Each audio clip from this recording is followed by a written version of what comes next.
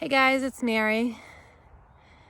It's about 52 degrees, but we had this nice snowfall a couple days ago. So the kids and I are hiking up Cochran's Hill here. And they're boarding, I'm skiing down, but what a beautiful place to be. And again, we're lucky we could break away and be out in all the spaciousness and still be safe. I just have been thinking a lot about mindfulness and how it's really so being called for right now. And let me tell you why. Mindfulness allows us to come into the present moment.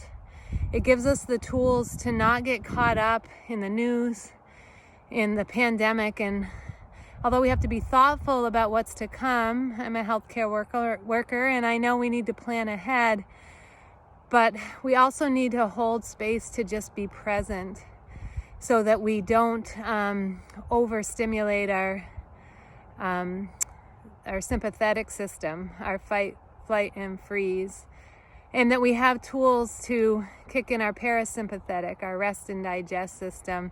And so mindfulness does this. It allows us to sort of let everything fall away and be present. And it's a practice. I'm not saying that it's easy. It's a simple practice, but it's not easy. But we're all capable of it, and we all can just follow our breath and bring our attention to our breath, to the noises around us, to the air around us.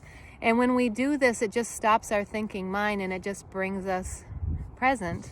And even if we only stay there for a few seconds and then our mind drifts again, it's the idea of the practice that builds over time. And even if you think you're the worst person practicing mindfulness and you just don't get it and you can't do it, just know that the intention of practicing and sitting in stillness and trying to be focused with your attention, that is changing the structure of your brain. It's creating new neural pathways. It's taking your stress center, your amygdala, and shrinking it. It's building the prefrontal cortex, the areas of our functioning, our executive functioning, so that you can pause before you respond. You can notice when you get caught up in the story and the anxiety and the fear. It doesn't mean it immediately goes away, but if you continue to practice, you begin to feel it in your body before it sweeps you up. And then you can pause and take a few deep breaths and go for a walk. Listen to some music, do some yoga, hike up a hill, get some fresh air.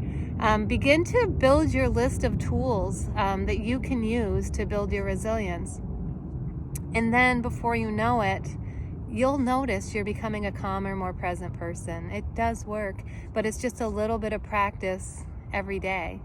And sometimes you need a formal practice where you say, okay, at this time I'm going to sit down and I'm going to breathe, or I'm going to go for a walk and I'm going to feel my feet as they hit the ground. I'm going to notice the noises, the birds in the morning, the sunshine, the sky, the cloud formation. Just notice what's there, right? And also, you can also use the cues of your body, like when you're feeling some tightness in your chest or your throat. Take 3 nice deep breaths in and slow exhales out. Let your shoulders relax. Feel your body where it connects to the earth.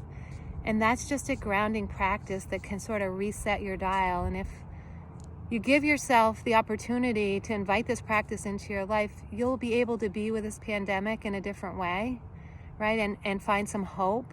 And even though when things seem impossible, and maybe you have a spouse that lost a job, maybe you're concerned about your finances, it's all still there, right? But we're going to find our way through this, right? And it's going to be with some struggle, but it doesn't mean we can't have the struggle and have the joy.